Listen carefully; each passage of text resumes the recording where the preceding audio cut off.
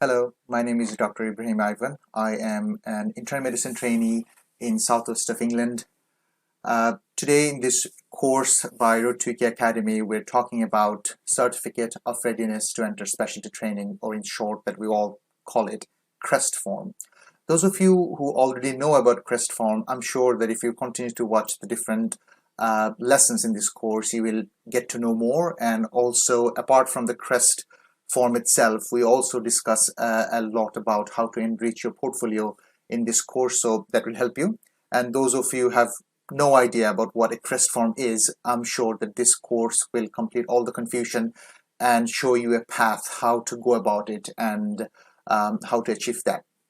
So let's just to give you a preamble about why and when do you need the Crest form.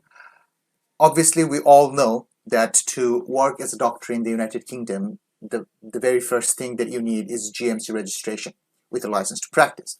So to get GMC registration, obviously you have taken either the plab route, or you have taken the postgraduate qualification route, or you may have taken the MTI route.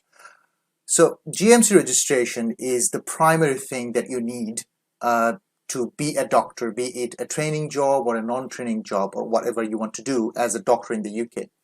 Other than that, there are separate person specifications or criteria laid out for different levels of training that you'd have to achieve before you can apply for that training. Out of that, almost most of the cases in ST1 and CT1 level, if all the trainings, one thing that is required, which is called foundation competencies. In short, foundation competencies are the criterias or the points or the things that they have decided that a doctor who has completed the foundation training will achieve. It has 4 sections which we will go and discuss about in the following lessons, but all the sections outlines a doctor's capabilities and competencies to do different things. As we all know, the UKFPO is the organization who runs the foundation training for the UK and EEA graduates in the United Kingdom. But as an international medical graduate, when you complete your plab exams, you can directly apply for full registration on the basis of approved internship that you have done outside UK. So basically, the GMC is recognizing your internship, which was done outside UK, as an F1 year, and then you're given full registration. So when you compare your position when you actually get full GMC registration without doing any foundation training in the UK, you are actually in the middle of the foundation training. So to achieve the foundation competencies, you can work in a non-training environment or in a trust grade job and work your way towards achieving those competencies as per the Crest form. So the Crest form is the non-training equivalent of foundation competencies which you would have achieved in doing the foundation training. So there are other posts like FY2 standalone, which is a training post which you get into in the middle of the year if you have already full GMC registration. That is not the Crest form. You will be actually achieving foundation competencies through foundation training if you join into an FY2 standalone post. But if you are doing a non-training job in your desired specialty that you got after getting the GMC registration through the NHS jobs, you will have to achieve this Crest form by yourself. So how can you do it is all we're going to discuss today. So let's get to the first thing, that obviously the question, where do I find the Crest form?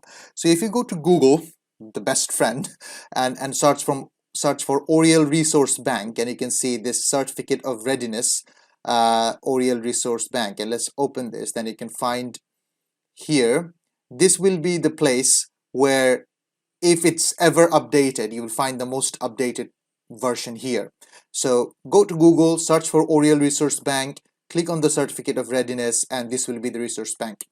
As you can see, Certificate of Readiness Specialty Training. This is the actual form in the Word document, and they have other versions. They have other evidence, competencies, applicant guide, secretary. If you have the time and everything, or if you have the curiosity of what these things are, you can go and have a read of all of these forms. But the things that is actually needs to be signed is this one.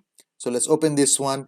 As you can see, it gives you some instructions as to the applicants about what you can do, and we're just going to simply touch up on those the very important few points, and then it goes a long way of seeing your declaration and different sections about all the descriptors of the foundation competencies one by one.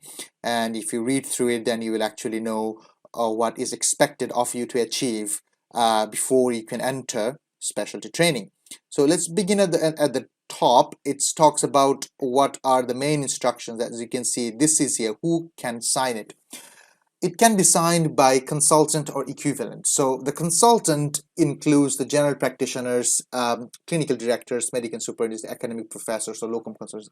So the range that is given here is actually in terms of the UK terminology. So a general practitioner in the UK can sign this off, but I don't think a general practitioner from your home country can actually sign this off. So it's more about a consultant or a specialist that you have worked under will be able to sign this off. And the second point actually says that you have to be working under that consultant for a period of 3 months, whole-time equivalent, not less than full-time or part-time. It has to be full-time job within the last 3.5 years prior to the advertised post start date. So what does that mean?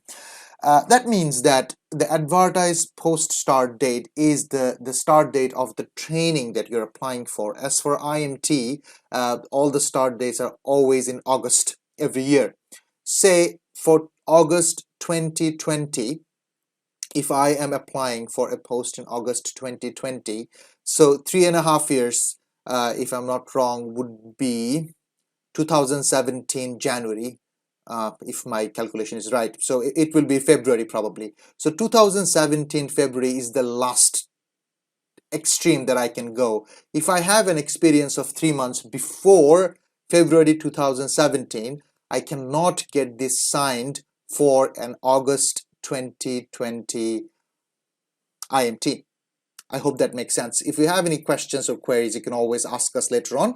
But to put it plainly, if you're planning to start your IMT in August 2021, then the period of work that you are putting in the Crest form has to be after 2018 February.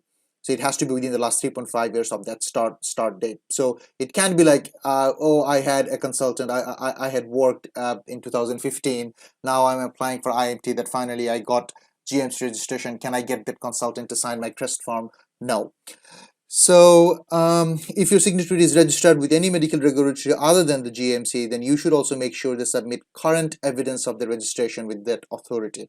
So it's pretty self-explanatory to itself. You should not use a signatory with whom you have a close personal relationship. Very explanatory by itself. You must be rated as demonstrated for each and every professional capability.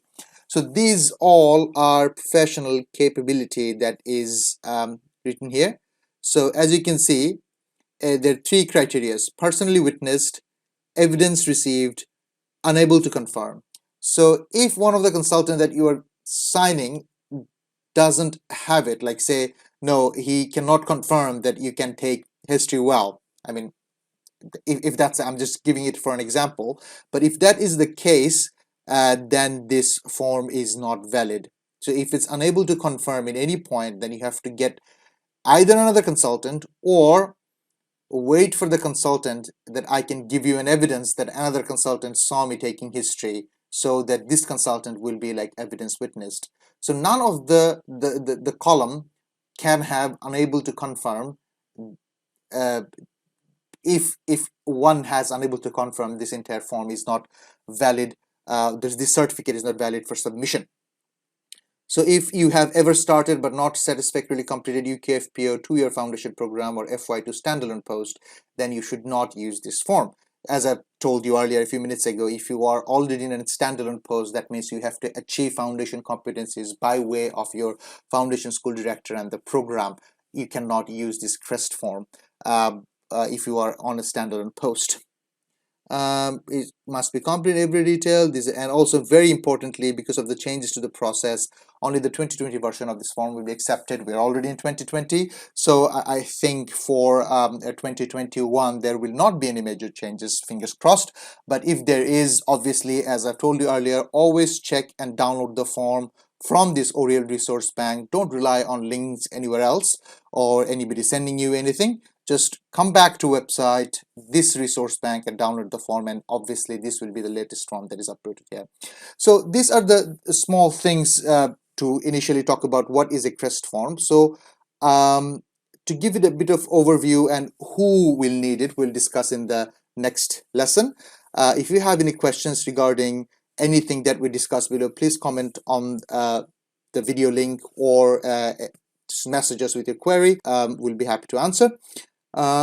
Stick with us and continue this lesson to find out more detail about the Crest form. Thank you.